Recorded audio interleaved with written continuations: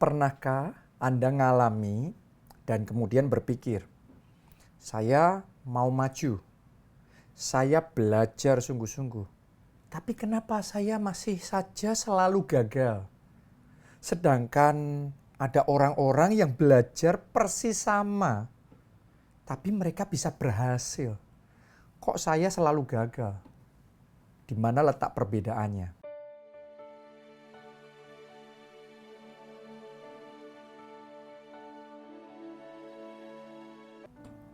Oke, saya percaya semua orang pasti kepengen maju, kepengen ngalami progres, berhasil dalam hidupnya, bertumbuh, dan berkembang.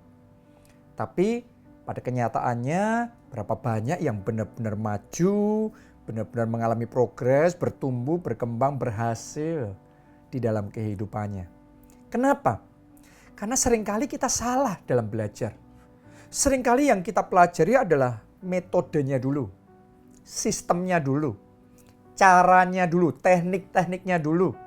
Ketimbang kita fokus menangkap esensinya, intisarinya. Jadi Anda harus ngerti, di balik semua pertumbuhan, ada esensinya, ada intisari pertumbuhan. Di balik semua progres, semua keberhasilan, semua kemajuan, ada esensi, ada intisari dari kemajuan, dari keberhasilan itu sendiri. Jadi seharusnya sebelum kita belajar macam-macam metode, teknik, cara, tangkap dulu esensi kehidupannya, esensi keberhasilannya terlebih dahulu. Oke, coba Anda renungkan ini. Tanaman yang mati, namanya juga tanaman mati. Mau ditreatment dengan cara paling modern seperti apapun, ya tetap nggak bisa bertumbuh karena dia mati. Binatang yang mati, ikan yang mati, mau dikasih vitamin kayak gimana pun, dikasih habitat seideal apapun, ya tetap nggak bisa bertumbuh. Kenapa? Dia mati.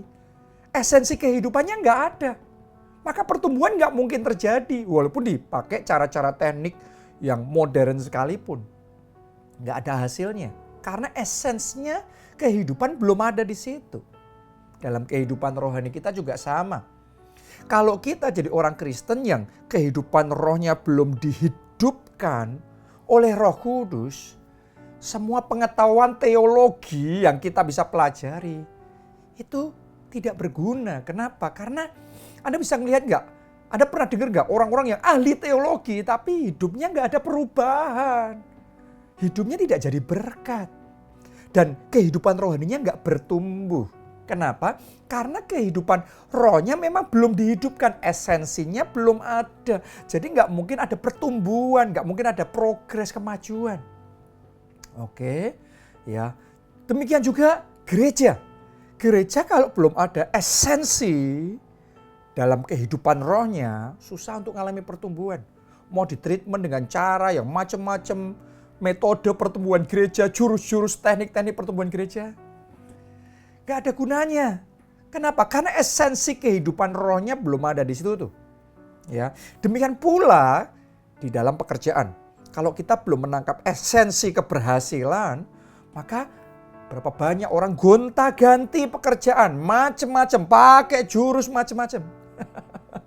Sia-sia. Kenapa? Karena esensi keberhasilannya belum nangkep, salah belajar.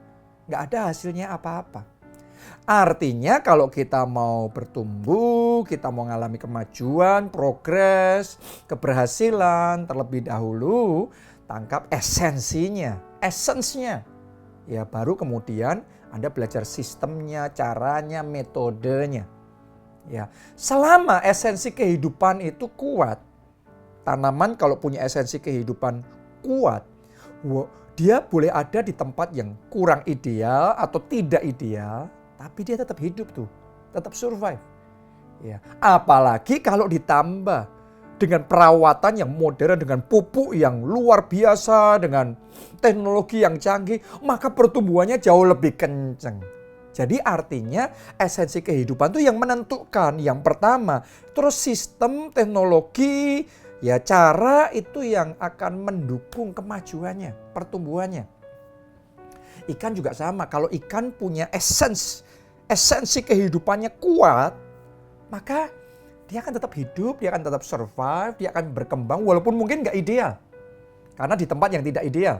Tapi begitu pindah ke habitat yang ideal, dikasih vitamin yang bagus, ya ditreatment dengan cara-cara yang paling mutakhir, maka dia akan bertumbuhnya kencang, beranak pinaknya luar biasa. Karena sudah ada esens kehidupan ditambah dengan metode yang bagus, maka pertumbuhannya akan luar biasa. Sama halnya dengan kehidupan roh kita.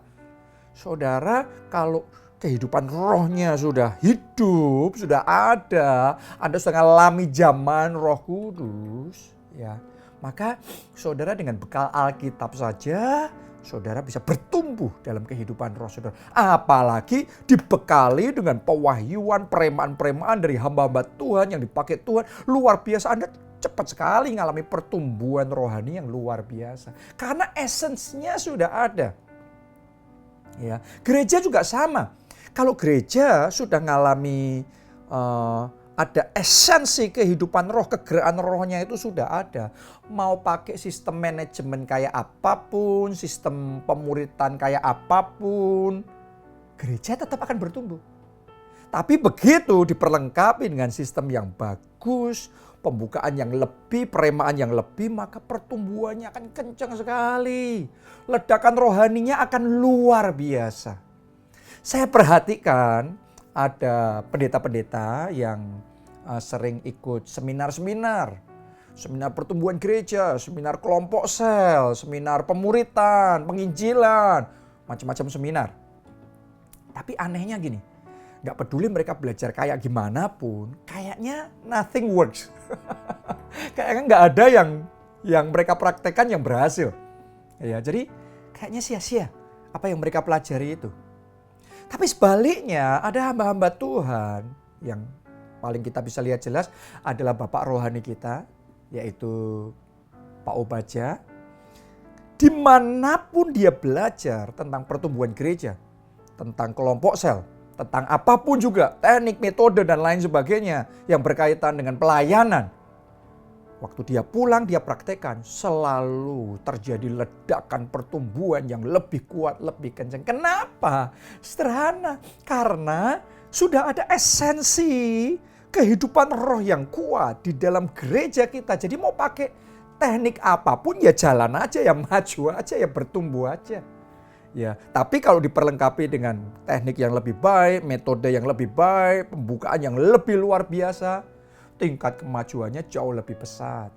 Anda masih ingat nggak Pak Obadja pergi ke Korea, belajar sama Pastor David Yonggicho, dia pulang, dia praktekkan, tiba-tiba kegerakan terjadi di gereja kita.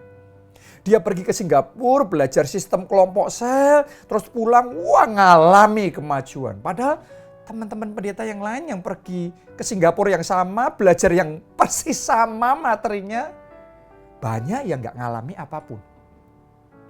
Tapi Pak Obadja kalau belajar praktek ngalami langsung terjadi. Pak Obadja pergi ke Bogota, Kolombia belajar tentang G12, tentang prinsip 12. Dan waktu pulang, wow, itu benar-benar kelompok sel di gereja kita ngalami pelipat gandaan dengan dahsyat dan luar biasa. Padahal banyak rekan hamba Tuhan pergi juga ke sana, belajar persis sama, pulang dan kayaknya gak ada hasilnya apa-apa. Ya, sekali lagi, esensi kehidupan itu lebih menentukan daripada sekedar metode. Waktu Pak Obadja dan rombongan, saya juga ikut belajar ke Nigeria, ke Pastor I.E. Adeboye. Belajar tentang apa yang Tuhan kerjakan di sana. Pulang, praktekkan. Tiba-tiba di gereja kita banjir mujizat. Kita ngalami keajaiban-keajaiban yang luar biasa yang belum pernah kita alami dalam sejarah 30 tahun gereja kita. Tiba-tiba terjadi begitu luar biasa. Tapi tahu nggak saudara, banyak pendeta, banyak gereja lain pergi ke Nigeria belajar sama persis dengan kita dan pulang kayaknya nggak ada hasilnya apa-apa. Jadi bedanya di mana? Balik lagi di esensinya. Karena kita nangkep esensinya, mau belajar jurus apapun, maka pertumbuhan akan semakin kuat. Ya, kita nggak pergi pun tetap akan bertumbuh. Tapi karena kita belajar lebih lagi pertumbuhannya lebih pesat. Tapi yang utama harus ada esensinya terlebih dahulu. Begitu esensi kehidupannya kita nangkap, terus diperlengkapi dengan dengan metode-metode yang bagus, kita akan mengalami kemajuan dan peningkatan yang lebih pesat lagi. Jadi kalau saudara mau dalam hidupmu mengalami progres, pertumbuhan, perkembangan yang baik, belajarnya mesti tangkap esensinya dulu. Esensinya dulu. Nah, sekarang pertanyaannya, esensinya dalam kehidupan rohani kita apa? Simple. Hubungan pribadi dengan Roh Kudus. Kalau Anda mau mengalami kemajuan dalam kehidupan rohani, saudara, Anda perlu membangun hubungan pribadi, kedekatan, pergaulan, persahabatan yang karib dengan Roh Kudus. Itu sumber kehidupan. Begitu Anda connect sama Holy Spirit, kehidupan rohmu kuat, rohmu berkobar, rohmu menyala, Anda pasti bertumbuh dalam kehidupan rohani saudara. Kalau sudah esensinya nangkep kayak gitu, Anda lihat aja. Anda nanti dengar kesaksian orang lain ngalami sesuatu. Hanya dengar, ngelihat kesaksiannya orang lain, tiba-tiba jadi inspirasi buat Anda. Anda percaya tiba-tiba hal yang sama bisa terjadi dalam hidup Anda. Orang lain dengan kesaksian dan gak ngalami apa-apa, Anda ngalami. Oke. Waktu Anda dengarkan hamba Tuhan khotbah, sampaikan firman Tuhan. Anda nangkep yang disampaikan, dapat rema, Anda praktekkan, tiba-tiba keajaiban terjadi. Orang lain yang belum nangkep esensinya, ya mau dikhotbahin kayak gimana pun, gak ngalami apa-apa. Tapi Anda yang sudah punya esensinya, dapat rema sedikit aja, tiba-tiba boom. Sesuatu yang ajaib terjadi dalam hidup saudara. Anda gampang banget ngalami ledakan, gelombang, terobosan rohani. Itu terus-menerus terjadi dalam hidupmu. Kenapa? Karena esensi rohnya sudah ada. Yaitu hubungan pribadi dengan Roh Kudusnya kuat sekali. Ya, sekarang yang berikutnya. Apa esensi supaya kita bisa sukses dalam pekerjaan kita? Sederhana. Kalau dalam pekerjaan Anda harus punya semangat juang yang tinggi. Selama Anda punya semangat juang yang powerful, fighting spiritnya kuat, Anda mau kerja di pekerjaan apapun, minimal pasti bisa survive. Seharusnya Anda tetap bisa bertumbuh. Walaupun Anda nggak terlalu ngerti banyak hal, tapi karena fighting spiritnya, semangat juangnya luar biasa, kerja kerasnya powerful, pasti tetap maju. Tapi begitu Anda mau belajar, diperlengkapi. Oh ternyata dalam bekerja harus punya visi yang besar. Visi itu harus jelas. Begitu Anda ngerti itu, kemajuanmu lebih pesat. Begitu sudah ngerti, oh ternyata dalam pekerjaan itu ya ada teknik, ada metode yang lebih efisien, lebih efektif, lebih maksimal dalam mengerjakan apa yang kita kerjakan. Begitu Anda praktekkan, boom. Tiba-tiba engkau ngalami pelipat gandaan, kemajuan, terobosannya kuat sekali. Begitu saudara mulai ngerti, oh ternyata membangun jejaring dalam pekerjaan itu penting. Anda bangun networking, tiba-tiba pintu-pintu terbuka dan Anda ngalami terobosan lebih besar lagi dalam pekerjaanmu. Ya, kenapa? Karena kalau sudah ada esensinya, terus diperlengkapi dengan metode yang tepat, kemajuannya luar biasa. Tapi esensinya harus ada dulu. Sekarang, yang terakhir, apa itu esensi kebahagiaan dalam keluarga? Kalau Anda dan saya kepingin pernikahan bahagia, keluarga bahagia, esensinya yang harus dapat adalah kasih. Selama kasih masih ada, saling mengasihi keluarga, saya mau ngomong sama saudara dengan keterbatasan seperti apapun, ya kita tetap bisa punya keluarga yang bahagia. Apalagi nanti kalau Anda sudah belajar, oh ternyata cara komunikasi yang benar gini, maka pernikahanmu mengalami pelipat gandaan, kebahagiaannya, sukacitanya.